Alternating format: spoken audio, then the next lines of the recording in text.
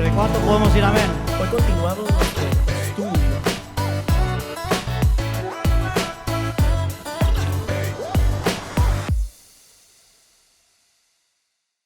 Y como el pastor lo dijo, hoy vamos a iniciar un nuevo estudio. Yo estoy bastante contento, bastante expectante. Parte de lo que quería hacer en este break que me tomé era pedir un poquito de dirección y no puedo decir, o sea, hubiese querido tener más tiempo para eso, no lo hubo, pero creo que en los tiempos de descanso, por lo menos mental, el Señor me permitió entender quizás lo que seguía para la iglesia, ¿no? Entonces eso es importante para mí, como lo dijo el pastor Diego, el Sermón del Monte, el mejor sermón que se ha predicado por el mejor predicador que ha existido, que es el Señor Jesucristo. Vimos Colosenses, ¿recuerdan? La primera carta completa, y esa carta es un fundamento porque nos presenta el Cristo bíblico, ¿recuerdan? Es básicamente la razón por la cual lo hicimos. Queremos tener el fundamento que es Cristo, pero después de haber recibido ese fundamento, viene la segunda etapa para la iglesia. Y aquí es donde yo me doy cuenta que definitivamente el Señor está con nosotros. Porque yo no soy nadie para elegir las temáticas, hermanos. Yo no soy nadie para elegir las temáticas que el Señor quiere que escuchemos todos. Y estaba el Sermón del Monte en mi corazón desde hacía algún tiempo, pero es un poquito extenso. Yo estaba como peleando, dije, ¿será que hago solo las bienaventuranzas? Finalmente dije, vamos a hacer el Sermón del Monte. Me senté especialmente en una mañana, le pedí al Señor dirección y no sé, sentí que había cierta claridad. Le dije a mi esposa, vamos a arrancar con el sermón completo.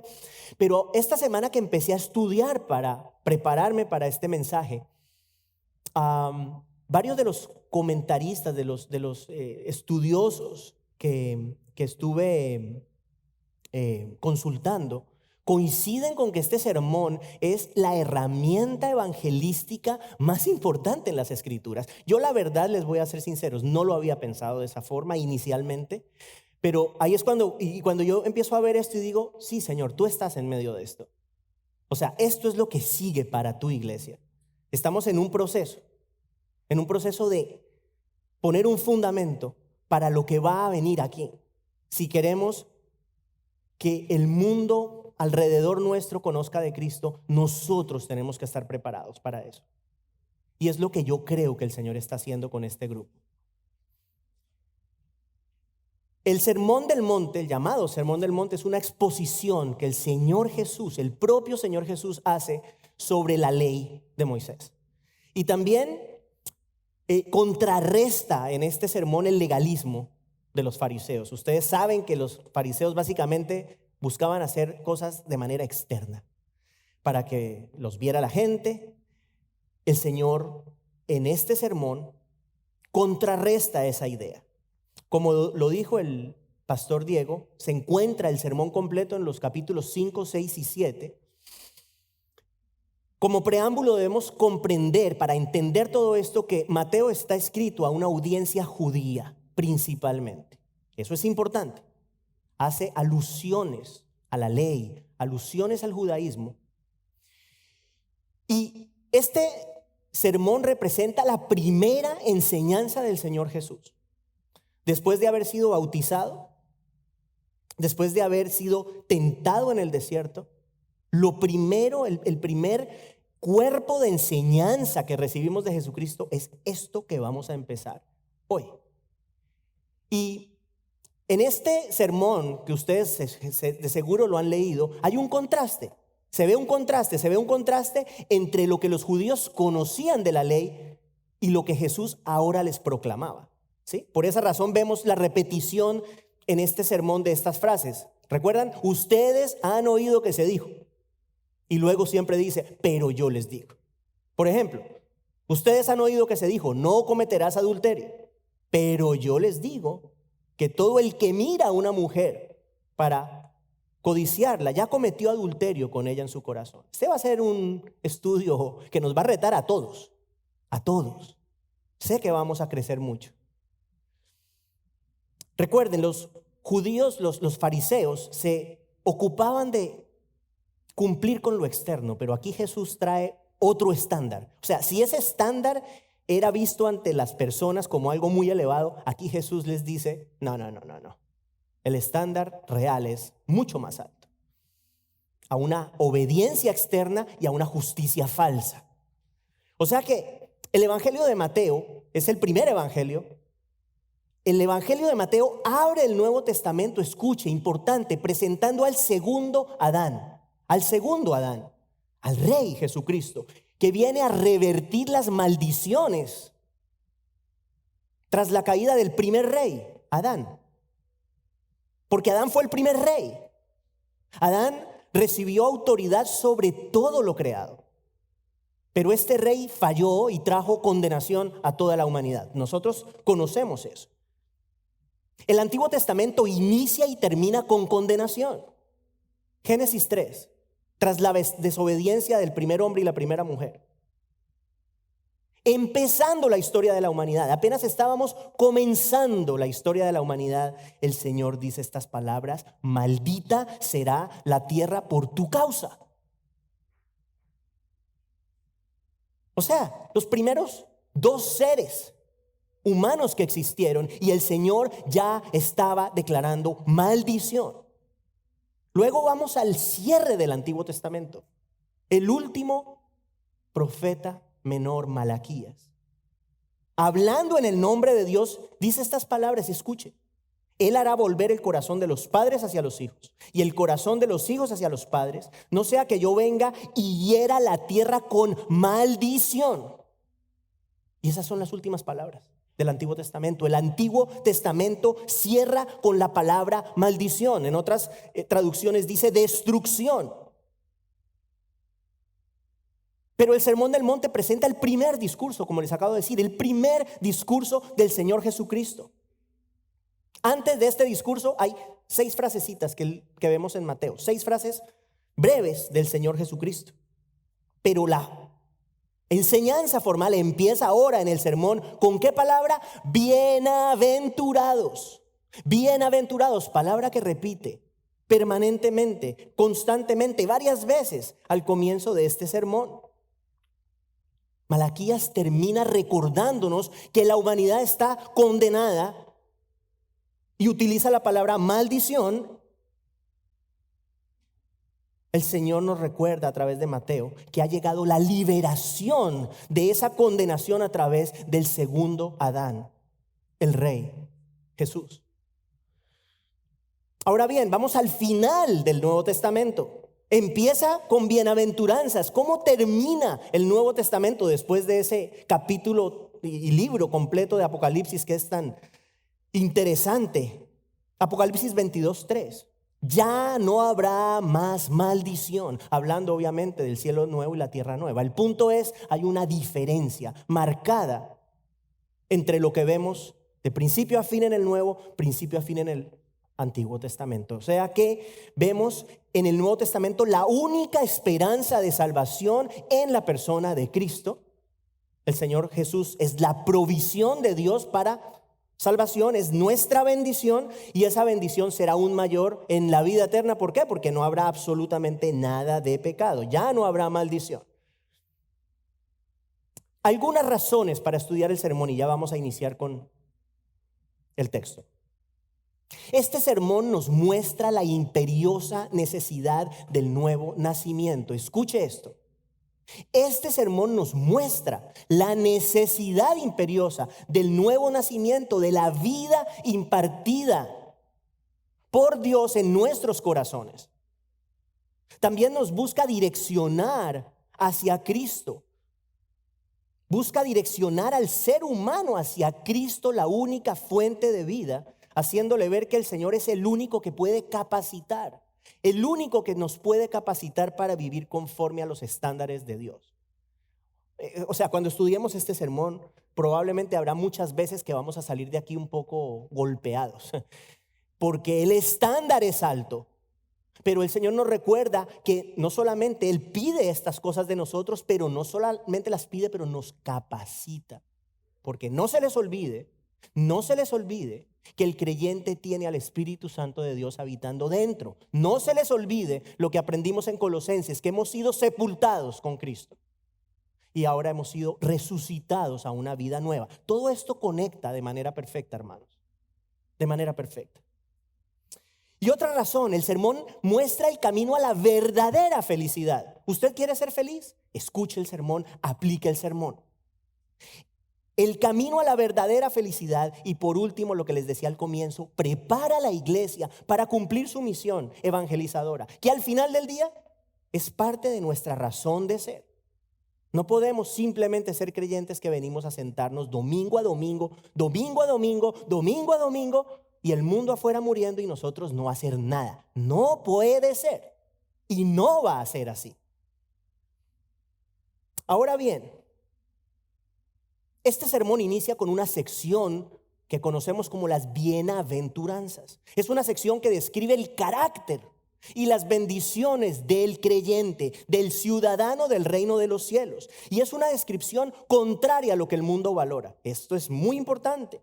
Lo que Dios llama bienaventurado, lo que Dios llama bendecido, el mundo lo considera como algo negativo. En otras palabras, ¿qué quiero decir con esto? Lo que el Señor aprecia son las flaquezas que el mundo desprecia. Bienaventurados los pobres en espíritu, los que lloran, los humildes, los que tienen hambre y sed de justicia, los misericordiosos, los de limpio corazón, los que buscan la paz y los perseguidos por causa de Cristo. Estos son los bendecidos. Estos son los dichosos. Estos son los poseedores de la verdadera felicidad ante los ojos de Dios. Para el mundo, llorar es sinónimo de debilidad. La humildad también. Tener hambre y sed de justicia es un chiste. Todo el mundo tira para su propio lado, busca su propio bien. En general podemos decir que el hombre no busca la justicia. ¿Y qué decir de la persecución?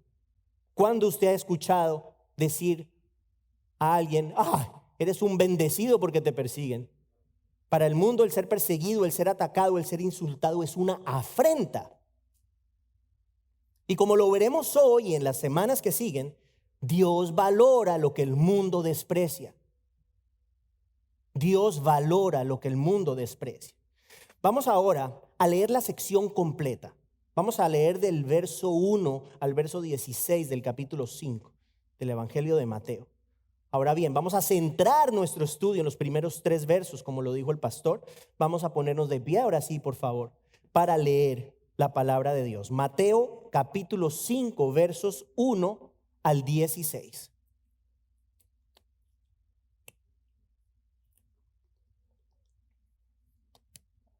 Dice la palabra de Dios. Cuando Jesús vio a las multitudes, subió al monte y después de sentarse, sus discípulos se acercaron a él y abriendo su boca les enseñaba diciendo: bienaventurados los pobres en espíritu, pues de ellos es el reino de los cielos.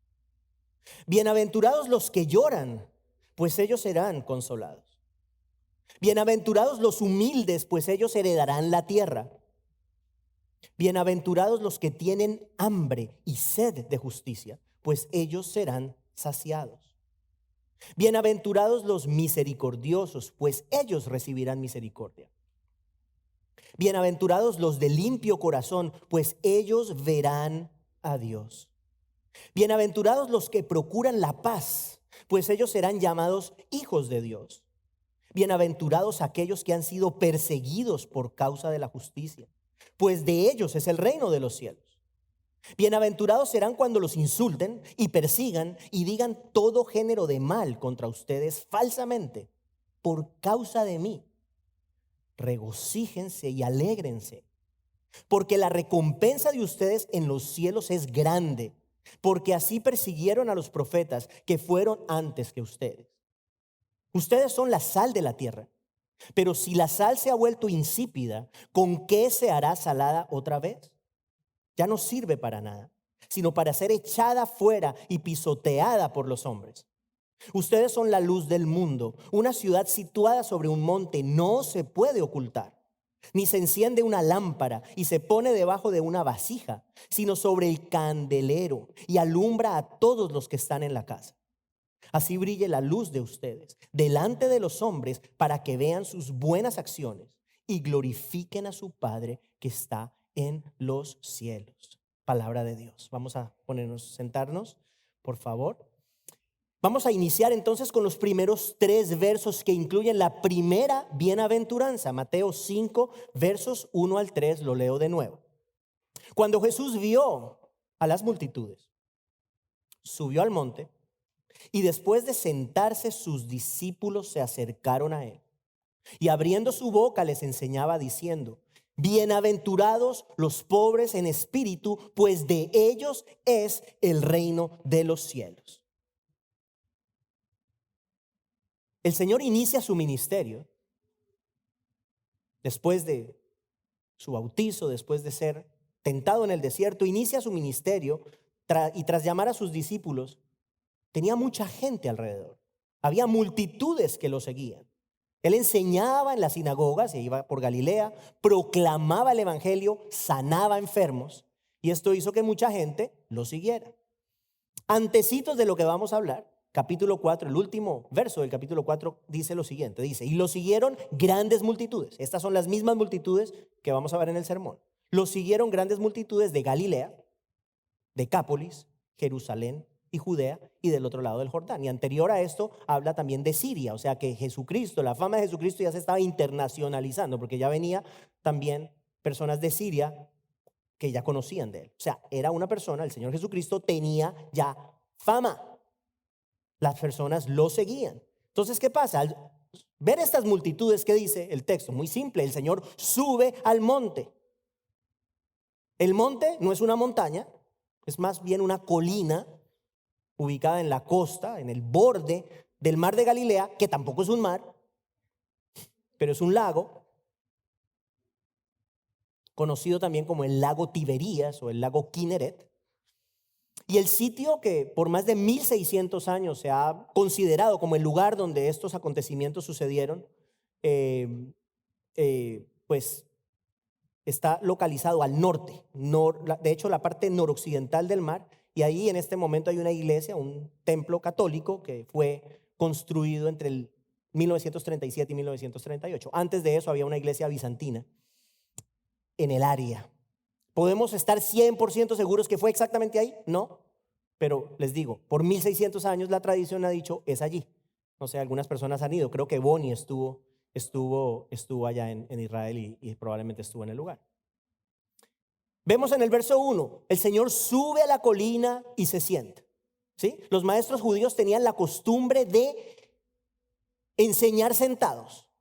Cuando ellos estaban hablando algo informal, lo hacían de pie, caminando, pero cuando iban a enseñar, se sentaban. Porque era una manera de mostrar que lo que iban a hablar era importante y tenía autoridad. El Señor Jesucristo se sienta porque su mensaje es autoritativo y es un mensaje solemne. Luego dice el texto que sus discípulos se acercan a él. Piensen esto, había probablemente miles de personas. No podemos decir cuántas, pero multitudes, creo que no estamos hablando de 50 o 100 personas. Sus discípulos se acercan y se hacen en un lugar donde puedan escuchar con claridad el mensaje.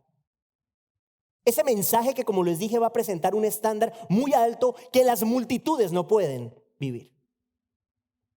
Pero que los discípulos, los que conocen de Cristo, tienen la posibilidad de vivir. Y aquí hay algo importante. Antes de empezar, las exigencias, el estándar del sermón del monte, escuche lo que le voy a decir, es imposible sin Cristo. Imposible. No se puede. El verso 2 dice que el Señor abrió su boca y comenzó a enseñar. Verso 3, primera bienaventuranza. Primera bienaventuranza y la primera condición, esto es importante, la primera condición para que una persona pueda entrar en el reino de los cielos. Bienaventurados los pobres en espíritu, pues de ellos es el reino de Dios. Bienaventurados es la traducción de la palabra griega Makarios. Makarios, que significa feliz, bendecido, gozoso, dichoso. En otras palabras, feliz, dichoso es aquel que es pobre en espíritu. Suena como una contradicción, ¿no es cierto? Feliz el pobre en espíritu. Relacionar el gozo, relacionar la dicha, la plenitud profunda, la felicidad con un tipo de pobreza es una locura. Parece una locura. Pero es justamente eso lo que el Señor Jesús dice. ¿A qué se refiere el Señor? Algunas personas dicen pobreza material. No vamos a hacer un estudio de por qué no, les voy a decir brevemente por qué no. Se toma el texto paralelo en Lucas 6:20. En Lucas 6:20 es el texto paralelo de este texto en Mateo. El evangelista simplemente dice, bienaventurados ustedes los pobres. Entonces hay quien dice, no, aquí está claramente diciendo Jesús que toda persona pobre es bienaventurada, pobre materialmente. Aprendamos esto. Muchas personas saltan cuando ven estas cosas a decir, no, la Biblia se contradice. No, aprendamos esto, es un principio, ¿ok? Cuando usted esté leyendo algo, y esto lo hemos aplicado aquí, cuando usted esté leyendo un texto y el texto tiene un texto paralelo, piense en esos dos textos como complementarios. Entonces, cuando usted lee el uno y lee el otro, tiene la idea completa. No es que el uno dice una cosa y el otro dice otra. Usted los pone juntos y entonces entiende que lo que el Señor dijo en Lucas, qué tipo de pobreza es de la que el Señor está hablando, vaya a Mateo y en Mateo le dice, es pobreza de espíritu. ¿Entendido? Esa es una. Ahora, la segunda, imagínese usted que fuera pobreza material. Sería un pecado ayudar a los pobres. Un pecado ayudar a los pobres. Si la primera condición para la salvación fuera ser pobre materialmente, eso sería una afrenta. Y adicional a eso, todos los pobres del mundo serían salvos. Sabemos que no es así. O sea, que no es pobreza material. Entonces, ¿de qué tipo de pobreza? ¿A qué se refiere el Señor en este pasaje? Dice pobreza de espíritu, pero ¿qué es eso? ¿Qué significa eso? ¿Significa debilucho, que camina jorobado? ¿Significa eso? ¿Significa una persona floja? No. Es importante entender la connotación de la palabra pobres. Esto es importante, escuche. Esta palabra pobres que el Señor usa en este texto, otra palabra griega, la segunda que les voy a decir hoy, no los voy a cansar con estas palabras, pero es que es importante. La palabra ptokos, que denota, escuche, pobreza absoluta. Pobreza, la pobreza del que mendiga un bocado de pan. La pobreza que lleva a la persona a taparse la cara de vergüenza por tener que mendigar, porque depende completamente de otras personas para su subsistencia. Es importante esa aclaración. No simplemente pobre, hay diferentes tipos de pobreza. Esta es la pobreza más rampante que usted se pueda imaginar.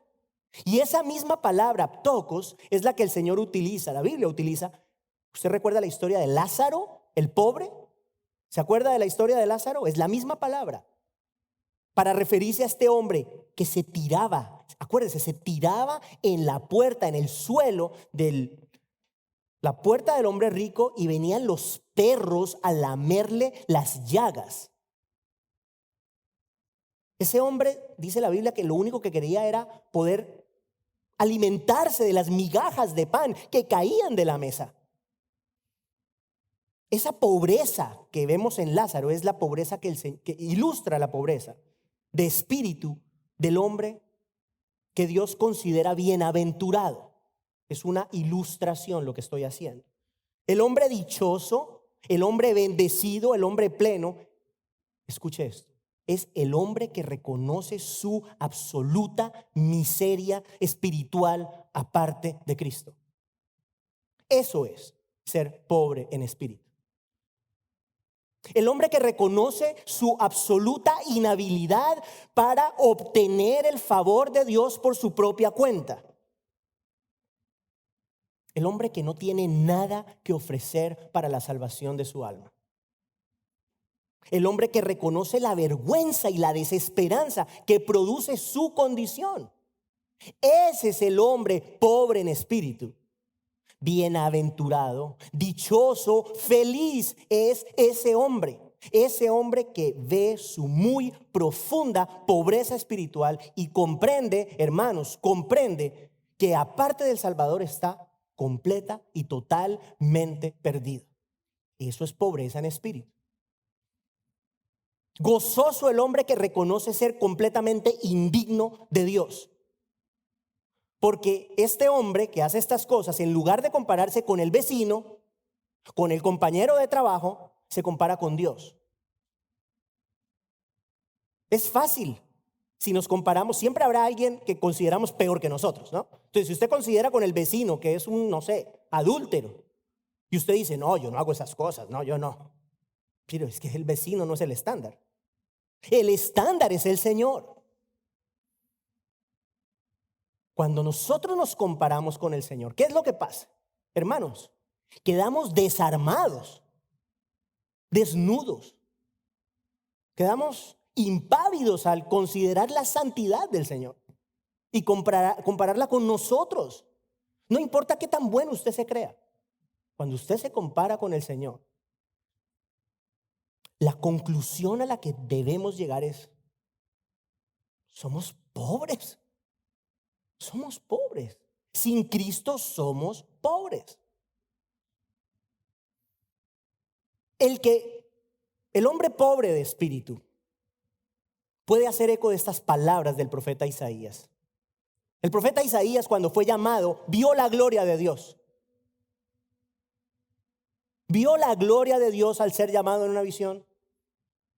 Y sus palabras fueron estas: ay de mí. Ay de mí, porque perdido estoy. Como dirían los mexicanos, frito. Creo que así dicen allá, ¿no? Frito. Perdido estoy, pues soy hombre de labios inmundos. No se ve muy bien él. No está muy confiado el profeta Isaías en su propia justicia. ¡Ay de mí! ¡Ay de mí! Y ese mismo profeta Isaías reconoce que todas las obras de justicia del ser humano, esto lo hemos hablado, todas las obras de justicia del ser humano realizadas en sus propias fuerzas son como trapos inmundos delante de Dios. Eso es pobreza en espíritu. ¿Y qué decir de mi querido apóstol Pablo? Ese hombre que se consideraba lo mejor de lo mejor, ¿cierto? El mejor de todos. ¡Ay, hebreo de hebreos, por favor! De la tribu de Benjamín. No de cualquier otra, no, de la de Benjamín. Miembro del pueblo elegido de Dios. Celoso y conocedor de la ley. Ahora ese hombre, ese mismo hombre, se ve de una manera radicalmente diferente. Ustedes conocen la historia. Encuentra a Jesucristo glorificado en el camino a Damasco, y después de ver la gloria de Dios y verse a sí mismo y compararse con el santo, ¿qué dice? Soy el primero de los pecadores. El primero de los pecadores, otras versiones dicen el peor de los pecadores. Y esa condición, ese reconocimiento de quién es Él, lo lleva a decir estas palabras. Ustedes las conocen. Miserable, miserable de mí, dice. Miserable de mí, ¿quién me librará de este cuerpo de muerte? Eso es pobreza en espíritu. Ese era el clamor de Pablo. Porque reconoció que en su propia naturaleza, su justicia era nada, no valía nada, y él por su propia cuenta era un pobre miserable, hermanos. Eso es lo que dice. Ahora bien, esta actitud es contraria, es una antítesis al orgullo. ¿Qué hace el orgullo? El orgullo hace creer que somos dignos de Dios, que podemos obtener el favor de Dios. Ese mismo Pablo, que en una época se jactaba, como lo vimos, le escribe a los corintios las siguientes palabras. Después, obviamente, después de conocer a Cristo, les dice que estuvo con ellos, escucha estas palabras, con debilidad y con temor y con mucho temblor. O sea, si uno reconoce esas cosas, uno no puede decir, no, este tipo estaba tan seguro de sí mismo, este tipo creía en sí mismo. No, les dice, vengo a ustedes con temor, con debilidad, con temblor. Mire, la semana que vino el pastor Bobby, yo nunca lo había visto nervioso, nunca. Y él mismo se paró y dijo, estoy nervioso. ¿Sabe por qué? Temor de Dios. Porque es que esto nunca puede ser algo común. Pararse a hablar la palabra de Dios no puede ser común. Y mis queridos hermanos, sentarse a escucharla tampoco. No es común. Nunca puede ser algo común. Pablo ya no confiaba en sí mismo, confiaba en Cristo. Recuerda, ya no vivo yo, que vive Cristo en mí. Ya él se sacó del plano, se sacó de la ecuación. Y reconocía que su capacidad para desarrollar el trabajo ministerial la derivaba ¿de quién? Del Señor, no de él, del Señor. Eso denota pobreza en espíritu. Ahora hablemos del intrépido Pedro. El intrépido e irreverente apóstol Pedro. Era maravilloso. Era maravilloso. Tenía una personalidad así, explosiva. Y ustedes se acuerdan. Estaba pescando toda la noche, no pescó absolutamente nada. Al día siguiente, el Señor le dice, mira, tira la red para acá. Y dice, ay, ¿de qué estás hablando? Llevamos pescando toda la noche. ¿Qué estás hablando? Pero bueno, pues, lo voy a hacer porque pues tú me lo pides, ¿no? Ustedes saben la historia, saca muchos peces. Cuando se acerca al Señor y lo ve cara a cara, le dice, apártate de mí, Señor, pues soy hombre pecador. Eso es pobreza de espíritu. Y en Lucas 18 tenemos el ejemplo clásico de la pobreza en espíritu que Jesús menciona en este pasaje de hoy. Ustedes conocen la parábola, es una parábola que el Señor comparte con aquellos que se creían muy buenos, los fariseos. Se creían muy buenos, muy justos y despreciaban a los demás. Escuche la parábola en Lucas 18. 2 hombres subieron al templo a orar. Están en el templo. Es una parábola. Uno era fariseo, el otro era recaudador de impuestos. El fariseo puesto en pie oraba para sí de esta manera. Yo me lo puedo imaginar. Dios, te doy gracias.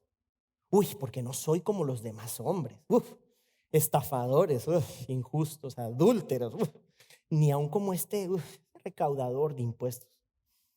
Señor, yo ayuno 2 veces por semana. Doy el diezmo de todo lo que gano. Pero el recaudador de impuestos de pie y a cierta distancia, ni siquiera se atrevía a acercarse.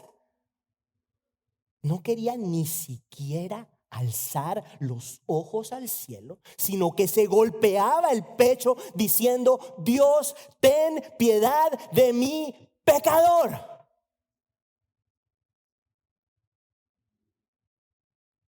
Dos actitudes completamente opuestas.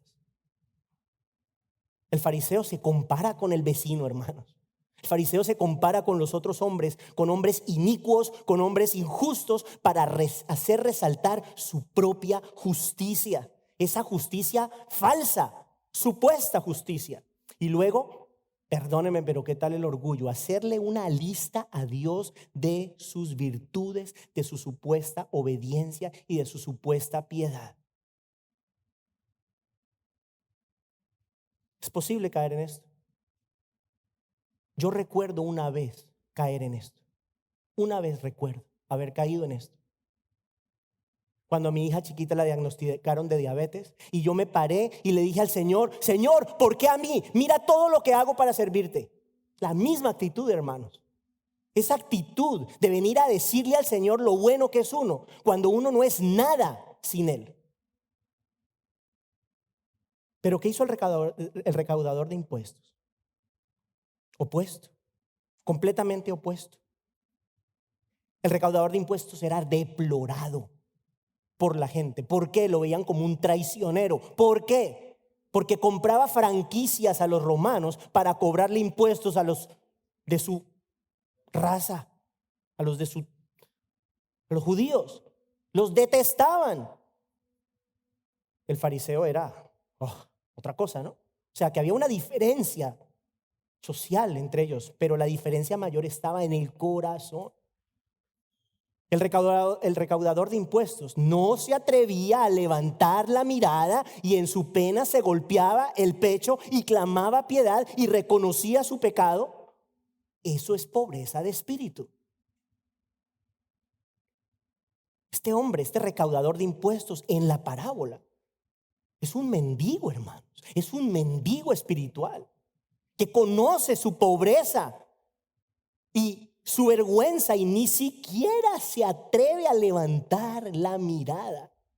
No se siente digno de levantar la mirada. Solo clamaba por piedad. Bienaventurados los pobres en espíritu, pues de ellos es el reino de los cielos. Dichoso el que reconoce su necesidad del Salvador y no intenta escalar el monte Everest de la salvación.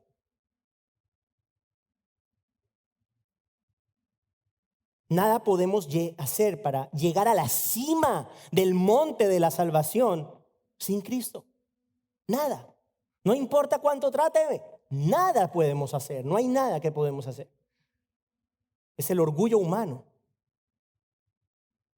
La simple idea de que algo podemos contribuir a nuestra salvación y que somos dignos de Dios. Eso es ajeno, hermanos, a la Biblia. Es ajeno a las Escrituras. Pensarse rico delante de Dios, aparte de Cristo, nos hace pensar en las palabras que vimos hace unas semanas en Apocalipsis. Cuando el Señor le dice a la iglesia de la Odisea que se creía muy rica, dice lo siguiente, la iglesia dice, soy rico, me he enriquecido, le dice el Señor. Tú dices, soy rico, me he enriquecido, de nada tengo necesidad, pero el Señor le dice, no, estás equivocada, eres un miserable, digno de lástima y pobre, ciego y desnudo. O sea, la percepción es una del ser humano, la percepción del Señor es otra. ¿Por qué les digo esto? Porque creerse digno de Dios es un grave error. Creerse digno de Dios es un grave error. Pensar que merecemos la gracia del Señor es una posición muy peligrosa, hermanos. Venir al Señor para mostrarle nuestra propia justicia es sinónimo, escuche esto, es sinónimo de mostrarle trapos manchados con la menstruación de una mujer. Esa es la imagen que Isaías presenta en el idioma original cuando dice que nuestras obras de justicia son como trapos de inmundicia. Cuando nosotros venimos al Señor creyéndonos muy buenos y presentándoles lo que creemos que son, ¿sí?, las tremendas cosas que hacemos para Él, bueno, o sea, obviamente cuando estamos en Cristo es diferente, pero la persona que no conoce de Cristo y viene al Señor con esa actitud de corazón, eso es lo que el Señor ve, trapos sucios, trapos puercos, trapos inmundos. Creerse justo es peligroso. ¿Por qué? Porque si la justicia no es la justicia de Cristo, es deplorable delante de Dios. Hay dos tipos de justicia: la justicia propia y la justicia imputada, acreditada a nosotros por Cristo. Esa es la justicia del creyente. Esa es la justicia que si usted cree en Cristo, usted tiene hoy. Y yo también. El Señor nos acepta no por lo que nosotros hacemos, no por quien nosotros somos. El Señor nos acepta por quien Cristo es. Eso es diferente. Esa es la diferencia, hermanos. Por eso es que cuando leemos esto nos damos cuenta que sin Cristo estamos fritos. Es que no hay otra forma. No hay otra manera. Ese estándar no es posible alcanzarlo. No se puede. O sea, que no vengamos al Señor jamás creyéndonos ricos, porque el Señor nos va a decir, o les va a decir a las personas que vienen en esa actitud de corazón: eres miserable, digno de lástima, pobre, ciego y desnudo. Eso es lo que eres. El Señor mira con agrado al pobre en espíritu. Pero hay que se apoya en su propia justicia, ¿qué hace? Lo resiste y lo desprecia. ¿Cómo llamaba Jesús a los fariseos? Hipócritas, les decía. Ustedes son sepulcros blanqueados que por fuera lucen muy bien, pero por dentro están llenos de podredumbre. Esas son las palabras de Jesús contra aquellas personas que se creían muy buenas en sus propias fuerzas. El pobre en espíritu, el que reconoce su necesidad, ese agrada al Señor. Por eso es que es bienaventurado. Agrada al Señor. Isaías 66:2. ¿Qué dice? Todo esto lo hizo mi mano, dice el Señor. Y así todas estas cosas llegaron a ser, declara el Señor. Escuche ahora, pero a este miraré. ¿A quién? Al que es humilde y contrito de espíritu y que tiembla ante mi palabra. Contrito significa compungido. Compungido de espíritu. Salmo 34:18. Cercano está el Señor a los quebrantados de corazón y salva a los abatidos de espíritu. Qué interesante. Salva a los abatidos de espíritu. Salva a los que reconocen su necesidad. Isaías 51:17. Los sacrificios de Dios son el espíritu contrito. ¿Usted quiere ofrecerle sacrificio al Señor? Ofrézcale su corazón humillado y entregado a Él. Al corazón contrito y humillado, oh Dios, no despreciarás. Isaías 57:15. Yo habito en lo alto y santo, dice el Señor, ¿no? Y también con el contrito y humilde de espíritu, para vivificar el espíritu de los humildes y para vivificar el corazón de los contritos. Él es el que da vida a este corazón. Pero hay que reconocer la necesidad, hermanos. Si no reconocemos la necesidad, estamos fritos. Debía haber llamado el mensaje: estamos fritos. Bienaventurados los pobres en espíritu. ¿Qué dice Jesús de ellos en nuestro pasaje? ¿Por qué? ¿Por qué son bienaventurados los pobres en espíritu? A ver, el que esté poniendo atención. ¿Por qué es bienaventurado el pobre en espíritu? ¿Quién me dice? ¿Por qué? Porque de ellos es el reino de Dios. Bienaventurados porque de ellos es el reino de los cielos. Si no reconocemos que solos nosotros no podemos agradar a Dios, jamás podremos recibir la salvación. Jamás. Jamás podremos entrar en el reino de los cielos, ¿de acuerdo? Es necesario reconocer nuestra condición de pecado. Es necesario el arrepentimiento. Jaime me decía: dale más énfasis al arrepentimiento. Porque él lee el mensaje antes de... Ese Jaime es tremendo. Una bendición total.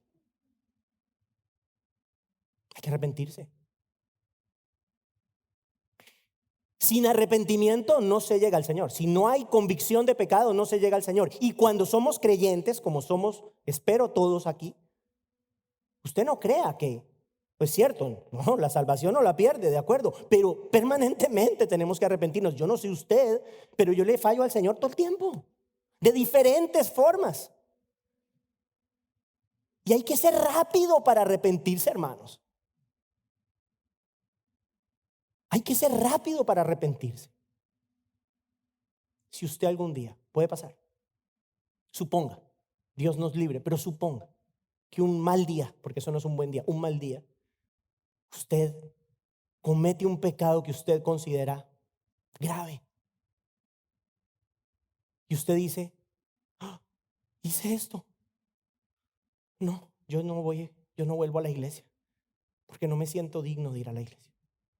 No, yo no oro porque no me siento digno de orar. Hermano, usted y yo nunca hemos sido ni dignos de orar, no hemos sido nunca dignos de Dios. Cuando pasen esas cosas que pueden pasar, cuando usted caiga, lo que tiene que hacer es pararse rapidito y seguir caminando con el Señor. Porque si no lo hace así, ¿sabe qué pasa, no? Hay por ahí un león rugiente buscando a quien devorar. No se le olvide eso. A nosotros no se nos puede olvidar, y esto lo he dicho repetidamente, que nosotros estamos en una guerra, mi querido hermano, amén, en una guerra, en una guerra. Escuchen, es una guerra. Y hay un enemigo buscando a quien devorar. Nosotros tenemos que permanecer en el Señor. Y eso requiere permanecer siendo pobres en espíritu. No piense que porque usted ya es creyente o yo ya soy creyente, entonces ya no necesito reconocer mi necesidad. ¿Podremos ser salvos? Sí lo somos, pero mis hermanos, necesitamos del Señor en todo momento. Yo no sé usted también y yo necesitamos del Señor permanentemente. Y ese reconocimiento permanente es pobreza en espíritu. Eso es lo que es. Por eso esta es la primera bienaventuranza. No sé qué hora es. La primera bienaventuranza es el punto de partida, es el fundamento de la vida cristiana. No se puede ser un creyente sin ser pobre de espíritu. Pregunto, ¿Pablo era creyente después de conocer a Cristo? Pero es Pablo el que dice, miserable de mí. O sea, no es que Pablo conoció a Cristo y después, es que ahora, es al contrario, conoció a Cristo y ahí es cuando se dio cuenta quién era Él. Y ahí es cuando se dio cuenta que lo necesitaba a Él para poder vivir. Por eso dice, ya no vivo yo, no me interesa vivir yo. Ahora vive Cristo en mí. ¿Cuál es la idea aquí? Sí, el sermón es un mensaje que no puede cumplir el incrédulo, de acuerdo. Pero el sermón es un mensaje que nosotros como creyentes solo podemos cumplir si permanecemos en Cristo. No hay otra manera. No hay otra forma. ¿Qué dice el necio? El necio dice, no hay Dios. Pero el creyente reconoce a Cristo como el Dios encarnado, el Salvador de su alma, el amo y Señor de su vida. Escuche, quien lo capacita cada día, mi querido hermano y hermana, cada día para que usted y yo podamos vivir la vida que Dios quiere que vivamos. Sin Cristo no se puede, no se puede.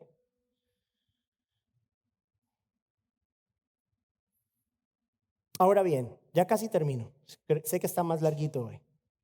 ¿Cómo así que es bienaventurado? ¿Cómo así que es feliz? ¿Cómo así que es bendecido aquel que es pobre en espíritu? Esa es la pregunta que nos queda y que el mundo se hace. No sé, ¿usted ha escuchado alguna vez que le diga un amigo o alguien que no conoce al Señor que es una bendición reconocer sus falencias, su debilidad? ¿Cuándo ha escuchado usted eso? Lo que el mundo valora es justamente lo opuesto. ¿Qué dice el mundo? Hay que ser fuerte, hay que mostrar suficiencia. ¿Qué dice el Señor? Reconoce tu debilidad. El mundo dice, hay que ser fuerte. El Señor dice, reconoce tu debilidad. ¿Por qué? Porque en ella se perfecciona mi poder. ¿Qué dice el mundo? Tú puedes. Tú puedes, el poder está en ti, eres autosuficiente. Hay un poco de libros, yo nunca los leeré, pero hay libros y libros y libros de esto. Hay que subir el autoestima, hay que hacer creer que podemos hacer absolutamente todo. ¿Qué dice el Señor? ¿Qué dice el Señor? Permanece en mí, porque sin mí no puedes hacer nada. ¿Qué diferencia?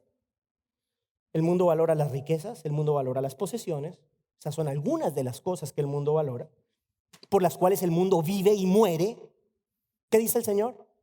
No acumules tesoros donde la polilla y el moho destruyen y donde ladrones entran y roban. ¿Cuál es el punto aquí? ¿Cuál es el punto aquí? Son dos reinos completamente opuestos. Y los ciudadanos de ambos reinos son completamente opuestos. Y esa es una de las razones para estudiar este sermón. Nos muestra la diferencia profunda que hay entre el verdadero creyente y el que no conoce a Cristo. Y yo siempre he pensado esto. No somos perfectos, de acuerdo, de acuerdo. Todos somos una obra en construcción, de acuerdo, de acuerdo. Pero, si el verdadero creyente, y eso es lo que dice la Biblia, tiene al Espíritu de Dios viviendo en sí mismo, ¿cómo es posible? ¿Cómo es posible que el que tiene el Espíritu de Dios sea igual al que no tiene el Espíritu de Dios? A mí eso no me cabe en la cabeza, porque no puede ser. No puede ser. El creyente vive de una manera diferente. Y como les dije, hablemos ya para terminar. Hay dos cosas. Individualmente. Esa diferencia se tiene que ver, porque es una diferencia de fondo, no es una diferencia de forma. Es cierto, nosotros podemos adoptar ciertas conductas o actitudes con diferentes personas. Yo eso lo puedo entender. O sea, yo puedo entender que a una persona se le habla de una manera y de repente a otra persona se acerca a uno de otra manera. Eso yo lo puedo entender, pero nuestra esencia no cambia. Somos uno siempre. Aquí hay un grave error, hermanos. Hay quienes, muchas personas, infortunadamente en nuestro día, piensan que para poder alcanzar al mundo hay que ser igual a ellos.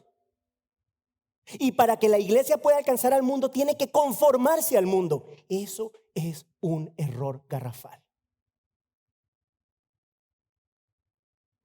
Es de hecho la diferencia del creyente y la diferencia de la iglesia lo que hace que el que está allá afuera diga, este es distinto, pero de verdad es distinto. No porque dice gloria a Dios a todo, porque cita versos bíblicos. No estoy hablando de religiosidad, estoy hablando de esencia, naturaleza, lo que hay dentro de usted, el Espíritu Santo de Dios. Cuando la persona de afuera ve eso, va a ver algo que él no tiene. Igual como iglesia, si nosotros como iglesia, con la idea de que, porque hay que atraer a la gente, nos conformamos a lo que hay allá afuera para que cuando entren aquí se sientan súper cómodos, estamos fallando. Es mi convicción que estamos fallando. Aquí tenemos que mostrar a Cristo y dejarle a Él que Él haga lo que solo Él puede hacer. Sí, amamos a la gente, claro que la amamos, porque la amamos, las invitamos. O sea, sí es cierto y es cierto, pero si usted y yo creemos que la persona que no conoce a Cristo, hermano, la persona que no conoce a Cristo no tiene vida eterna. Es así de simple. Si no creemos eso, no creemos la Biblia. Eso significa que toda persona que no conoce a Cristo, si se muere, se va para el infierno. Punto. Es que no hay otra palabra, esa es la verdad. Si nosotros amamos a la gente, ¿qué hacemos? Buscamos que conozcan de Cristo, pero no podemos salvar a nadie, porque no tenemos ese poder. Pero sí podemos traerlos, bueno, primeramente, antes que traerlos, podemos ministrarles con una vida limpia, con una vida nueva que ha sido transformada por el poder de Dios. Esa persona va a decir, aquí hay algo raro, aquí hay algo distinto. Y de repente entra a este lugar y, wow, aquí hay algo distinto, aquí hay un amor, aquí hay algo diferente. Ese diferente se llama Cristo. Cristo, no es más. Es Cristo, su amor y su palabra. Eso es lo que hace que la gente allá afuera diga, aquí hay algo diferente. Y eso es lo que tenemos que ser como individuos y como iglesia. Tenemos que ser diferentes, hermanos. Y este sermón nos va a llevar a otro nivel en esa conciencia. Ya nos dimos palito con Colosenses, ¿cierto? Bueno, pues ahora nos vamos a dar más palito con el sermón en el monte. Porque necesitamos ser purificados como iglesia. Necesitamos comprender que no estamos jugando. No estamos jugando, hermanos. Y así tendremos un impacto en la vida de las personas. Finalmente, rápido, no sé qué hora es, ni quiero saber. ¿Cómo podemos ser pobres en espíritu? ¿Cómo? Ya se los dije al comienzo. Mire al Señor. Mire al Señor. ¿Cómo? ¿Qué significa mirar al Señor? Siéntese diariamente, medite en esta palabra. Dedíquele un tiempito, 10, 15 minutos, si puede, al comienzo. No, si puede, digo, si puede al comienzo y luego más, pero mire al Señor. Y cuando usted fije sus ojos en el Señor, usted se va a maravillar de su magnificencia, se va a maravillar de su santidad, de su bondad, de su infinito poder. Y entonces luego lo que hace luego, ¿sabe qué es? Mírese a usted y empiece a compararse. Y cuando usted se compare honestamente en su corazón con el Señor, usted va a decir: santo, santo, miserable de mí. Y entonces cuando hacemos eso, entonces y solo entonces, vemos la belleza del Salvador. Vemos la belleza del Salvador. Y entendemos de qué nos salvó, de qué nos rescató, lo indignos que somos, lo hermoso que es. Y entonces nos enamoramos más. Y entonces crecemos más. Y entonces reflejamos más el carácter de Cristo. Y de repente su vida no es perfecta mientras esté aquí, pero su vida empieza a reflejar el carácter de Cristo. Y si su vida individual refleja el carácter de Cristo y la vida de esta iglesia refleja el carácter de Cristo, lo que el Señor va a hacer aquí, solo Él sabe, hermanos. Solo Él sabe. Yo le voy a decir una última cosa. Hay mucha gente afuera. Hay mucha gente afuera que no conocen de Cristo. Y aquí el Señor nos está preparando para que podamos cumplir nuestra labor. No estamos jugando. No es juego. Miremos nuestros corazones. Hay orgullo en mi corazón. Quizás a veces mostramos actitudes de desprecio ante las personas que no conocen de Cristo. De pronto a veces nos consideramos que somos mejores y tenemos una actitud como la del fariseo contra el recaudador de impuestos. Quizás a veces nos consideramos dignos de las bondades de Dios. Puede pasar, hermanos. Me pasó a mí. Me pasó a mí. Hace 6, 7 años me pasó a mí. Al decirle a Dios lo bueno que yo era.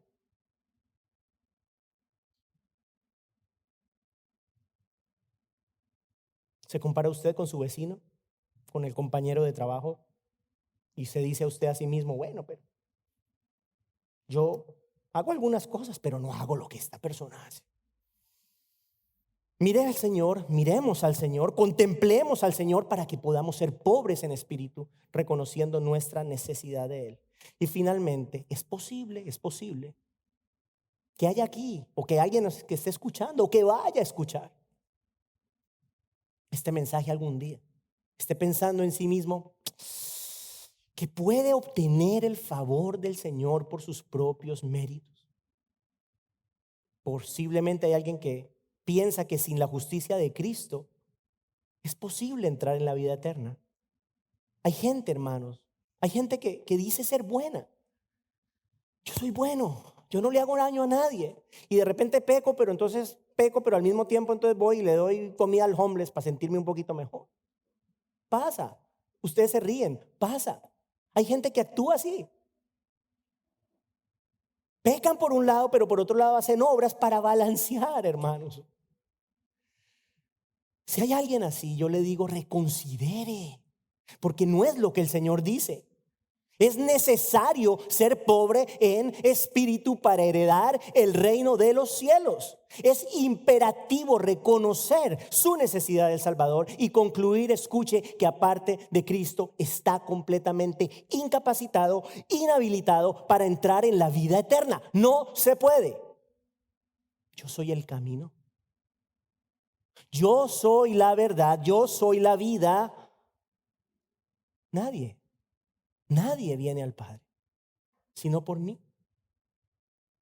Reconozca el pecado. reconozca su pecado, arrepiéntase, reciba el regalo de la salvación eterna de su alma, creyendo hoy como en Jesús como su Señor, como su Salvador. Él vivió una vida perfecta, murió una muerte horrenda. ¿Para qué? Para que todo aquel que en Él crea, ¿qué? No se pierda, mas tenga vida eterna. Aquí vamos a estar enfrente al final del servicio para orar por usted. Si hoy hay alguien aquí que ha reconocido su pobreza de espíritu, puede pasar. Puede ser que haya alguien aquí creyente en Cristo, ama a Cristo, ha caminado con Cristo, pero hoy usted se dio cuenta que usted es un miserable en su espíritu, que usted no tiene nada que ofrecerle al Señor y que usted sin Él no es nada. Si hoy usted reconoció eso, venga hoy al frente, al final, para orar por usted, para darle las gracias al Señor. Y también vamos a estar aquí por cualquier persona que tenga alguna otra petición de oración o cualquier persona, si hay alguien nuevo que nunca había escuchado el Evangelio y hoy ha creído en el Señor Jesucristo, estaremos aquí para agradecer al Señor y para dirigirlo en el siguiente, lo que sigue en su caminar con el Señor Jesucristo. Vamos a orar. Padre, en el nombre de Jesús, damos gracias a ti por tu palabra que es, como bien lo dices tú mismo, como espada de dos filos que penetra en lo más profundo de nuestro corazón. Damos gracias por el mensaje de Cristo, damos gracias por que sabemos que a través de este mensaje y de lo que viene, Señor, para esta tu iglesia es maravilloso, será de grande bendición para nosotros, de crecimiento. Y, Señor, oramos que nos ayudes a ser pobres en espíritu, que nos ayudes a reconocer que sin ti nosotros no podemos hacer nada, como tú lo dices. Y ese reconocimiento nos lleve a agradecer más nuestra salvación. Nos lleve a reconocer que todo lo puedo en Cristo, que me fortalece. Amén. Pero no por mi propia cuenta. Hacer esa distinción en nuestro corazón. Y Señor, si hay alguien aquí o alguien que nos esté escuchando, que hoy ha reconocido, que haya podido ver a través de este mensaje, a través de la luz de tu palabra, su pobreza espiritual. Señor, permite que esas personas puedan acercarse cada vez más a ti, puedan venir, asistir a la iglesia, a esta o donde quiera que sea que tú los llames, y que puedan crecer en su fe y en su amor a ti. Gracias, Señor, por el estándar que has puesto para nosotros. Gracias porque no nos pides lo imposible, porque nos capacitas a través de tu Santo Espíritu para vivir vidas agradables a ti, que si bien no son vidas perfectas todavía, hasta que nos vayamos de aquí, sí son y han de ser vidas diametralmente opuestas a la vida que vemos en las personas que no conocen de ti. Danos esa gracia y una carga y un amor por las personas que aún no te conocen, Señor, en el nombre de Jesús. Amén.